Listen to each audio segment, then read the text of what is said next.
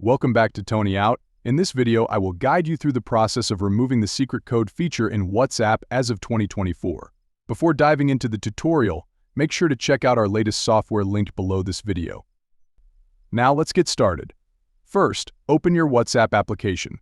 Once inside, navigate to your locked chats by scrolling down until you locate the locked chat section. Click on this section. To proceed, you will need to authenticate using your chat code or fingerprint. Select your preferred method and access your locked chats. Next, click on the three-dotted icon located at the top right corner of the screen to open the chat lock settings.